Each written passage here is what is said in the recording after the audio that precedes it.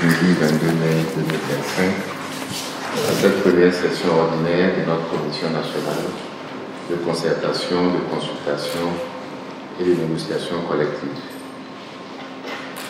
La tenue de cette session, conformément à nos textes et aux exigences de gouvernance participative, va bien au-delà d'un simple rendez-vous institutionnel. Elle illustre de manière éclatante la détermination partagée des membres de cette commission à préserver et à renforcer un climat social apaisé, constructif et propice à la prospérité de notre pays.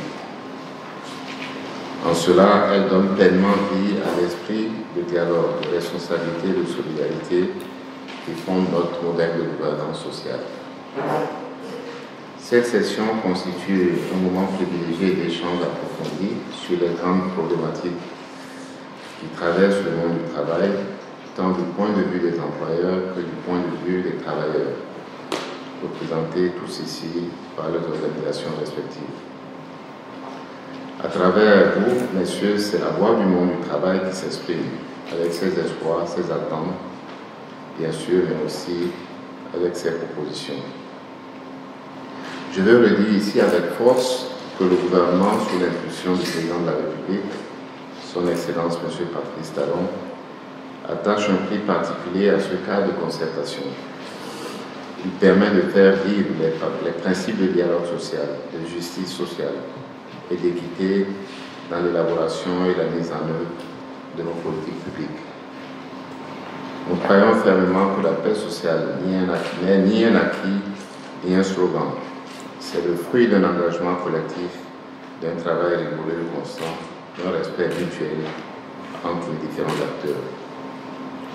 Je saisis cette occasion solennelle pour vous adresser à tous au nom du gouvernement et du président de la République et à mon propre nom mes sincères félicitations et mes encouragements pour le rôle capital que chacun de vous a pu jouer et continuer de jouer au sein de cette commission.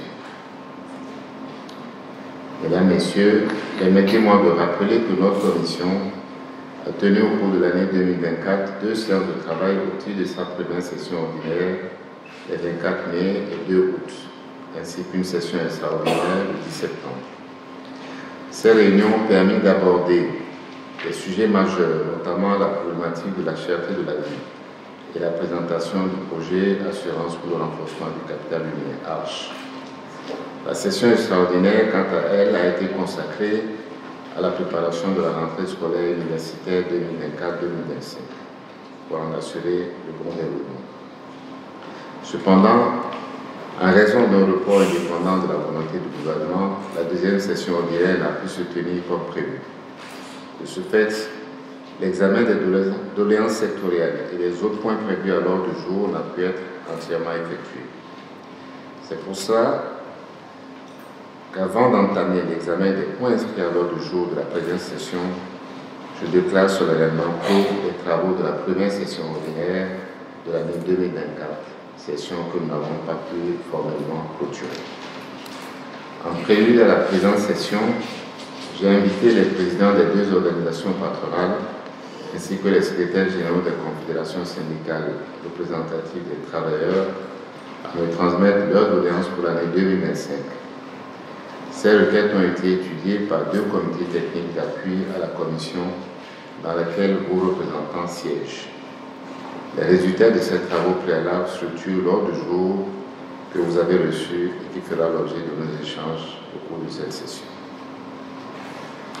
Mesdames et Messieurs, je me réjouis de la qualité de votre contribution tout au long des sessions ordinaires et extraordinaires de l'année 2024. Les échanges francs et constructifs que nous avons eus ont permis d'avancer significativement sur plusieurs préoccupations majeures. Le développement économique et social de notre pays repose en grande partie sur un secteur privé performant, dynamique et résilient. C'est pour cela que le gouvernement a engagé des réformes ambitieuses et va continuer à les soutenir. Ces mesures traduisent notre volonté de bâtir un secteur privé inclusif, compétitif et véritable pourvoyeur d'emplois décents. Mesdames et Messieurs, le gouvernement reste pleinement conscient que malgré les efforts réalisés, des défis subsistent.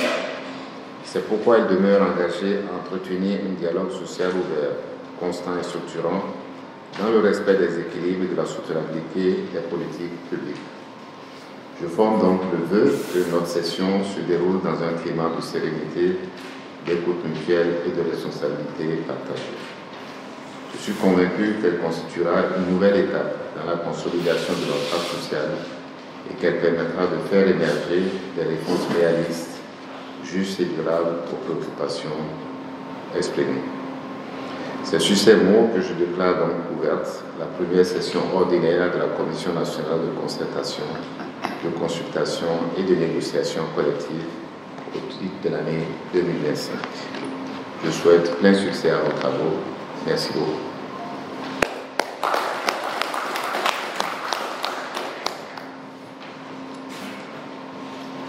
Sur ce, je soumets formellement l'ordre du jour à notre adoption. Si vous voulez faire des déclarations, vous êtes la bienvenue, mais soyons brefs pour pouvoir tenir la réunion.